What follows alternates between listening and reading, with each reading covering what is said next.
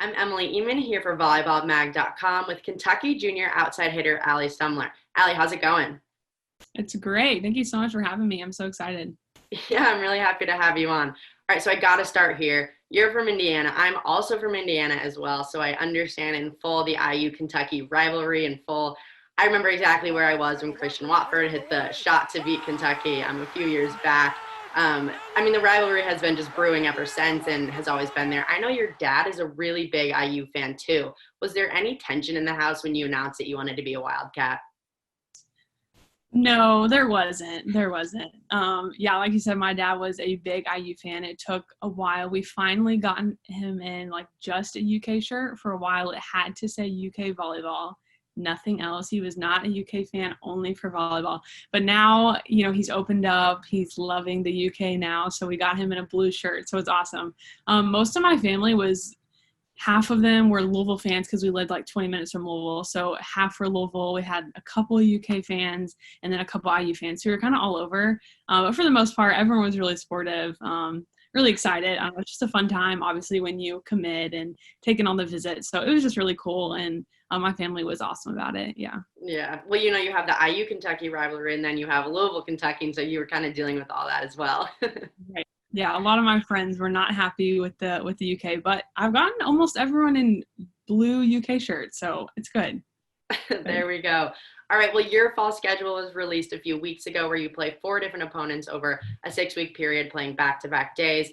Kentucky slated to play Tennessee, Mizzou, Auburn, and Mississippi State. What do you think of this schedule in the fall and how it kind of prepares you for starting play again in January? Yeah, I think it's awesome. Just to be back on the court playing someone else not in our jersey is awesome, and we're so pumped, training really hard. It's been a long couple months of just a ton of uncertainties, not sure who we're going to play, if we're going to play, those things. So we're just pumped just to get a schedule, get to play some other people. The teams that we have are awesome. I think each year we're really excited just to play these teams. So I think it's really going to push us, and obviously in times like this, you just never know if you're going to have your full roster or not. So we're just taking it kind of day by day, doing what we can do to control everything that we can't control. So we're just excited to get out on the floor and compete with each other and do what we love to do. Yeah. And then you're having that time to kind of prepare and fix out, those kinks and stuff now in preparation for the January, which I know for you guys is going to be huge. For most teams is going to be huge. But you guys actually have won the SEC title for the last 3 years. It's really grown into one of the top programs in the country over the last few years. During your time there, you've gotten to Sweet 16 in both seasons, a huge accomplishment. I know that you guys want to go even further and take that one step further. The tournament's obviously months away, not happening until April of 2021. But how are you guys preparing now to take that one step further than ever before? Yeah, I think every day, just like I said, controlling what we can control. We can't control who we're going to play, if we're going to have a full roster, but we can work every single day when we're in practice, making the most out of every single rep, and when we're in the weight room. Just little things like that, nutrition, sleep, taking care of our bodies. Those are things that are often overlooked. So just controlling what we can control is really important, and then just not taking any day for granted. Like 3 months ago, we were just happy to have a volleyball setting against a wall. So to actually be back in the gym and competing is so fun, and we just love the atmosphere. So we're just excited to show what we have. I think, we have the number 1 recruiting class in the country. That's so cool and so awesome, a big step for our program. So like you said, we've made it far these last couple of years. So we're looking to kind of extend that. We know we have the talent and everything that, makes a successful team. Now we're just trying to push the envelope with chemistry, relationships, friendships, things like that really make great teams really great. So yeah, you talked about that incredible recruiting class coming in. You guys graduated outside Leah Edmond last year, SEC Player of the Year, 4-time All-American in all her seasons, a really good leader for you guys, but also a huge personality. You're bringing in all these new people to kind of help fill that. But how do you think the team is helping fill that big void that she left leaving? Yeah, it was a big loss. She was awesome. Like you said, as a player and a person, she really brought a lot of personality to our team. We looked to her a lot in times when we needed her on the court. So to fill that, I think at first might have been seen as like a big task, but I think having the talent and the seniors and the leaders who are stepping up just to say, like, this is how we train, this is what we're doing. I think that void will be filled, and I think players are going to step up really huge, which is what we need. Players are playing new roles that they didn't think they were going to play this year, so just being open and willing to try new things, and that's what everyone's doing. So I think overall it is going to hurt to not have her, but people are stepping in awesome and leading in new ways, which is helping tremendously.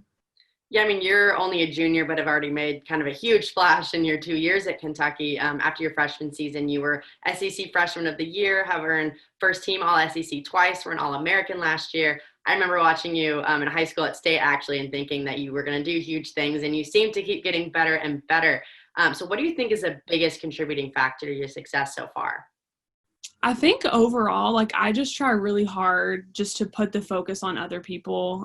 It's cliche sounding, but like overall, it's really easy to get, locked into your own success. And coming in out of high school, like, you never know how much you're going to play. Like in high school, it was like, okay, how am I going to lead? How am I going to help our team win? But like personally, I never really had to think about like, oh, am I going to start this game? But college, totally different atmosphere, totally, new environment and everything. So I had no clue. So I really just had to focus, like, how can I make my team better? And whenever all 15, 16 teammates are thinking that, like, how can I make the person next to me better? Then you're automatically going to do that. And I'm so thankful to have the team that I do up to this point, because we make each other better in the competition. With the number one recruiting class, they're not just a bunch of nobodies. They know what they're doing. They know how to ball out. So you're competing every single day in practice, which is so cool. And that only pushes you. So whether you're on the floor or not, like, you're pushing other people to be better, which is awesome. And that's why we've had great success and we'll continue to. Yeah, I mean, they say, some of the best teams are the most selfless teams. And so when you can have that culture just embedded in your program, that makes it huge. But I kind of want to talk about your personnel a little bit. So you guys have 2 Madisons and a Maddie on your team, 2 Gabbies, and now you have a set of sisters. I've been on teams in the same situation with sisters, 2 Olivias, 2 Madisons. Do things ever just get confusing? Oh, for sure. It's always just like a Gab, Mads, and everyone's like, all the heads turn. Everyone's turning heads. Yes, it's so confusing. Last year we had 2 Leahs, so we were trying to make Leah Edmond, and we had Leah Meyer. So the nickname of Frank came up. I don't know why, just like nicknames like that, but it's fun. So we have a Madison, which I call her Mad, and then a Maddie Brezowitz. And then so we have like a Mad, Maddie, and then Maddie Skinner. I don't know if we've kind of given her a nickname yet, but I don't know. So it's tough. It's tough to kind of go. But, at the same time, I don't think we are ever going to have, like, all the Maddies, all the Gabbies on one side of the court. So I guess that kind of helps when we're playing. We can kind of just pick out our own nicknames, and everyone kind of catches on. So it's fun for sure. Brings out different personalities and stuff. All right. Well, to finish up, you guys open up the SEC season first against Tennessee on Friday, October 16th. What's the mentality of the team heading into the fall season?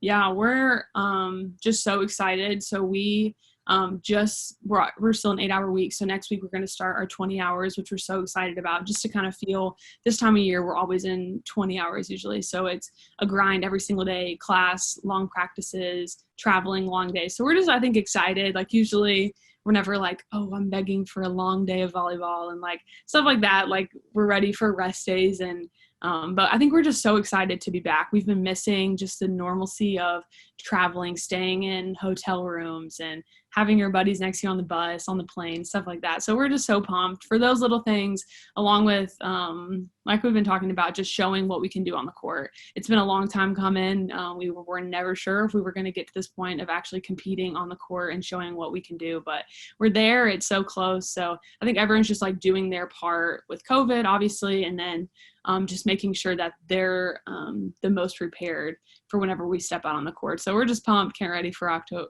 wait for October 16th.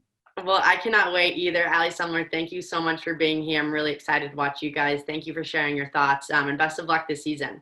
Thank you so much. Thank you.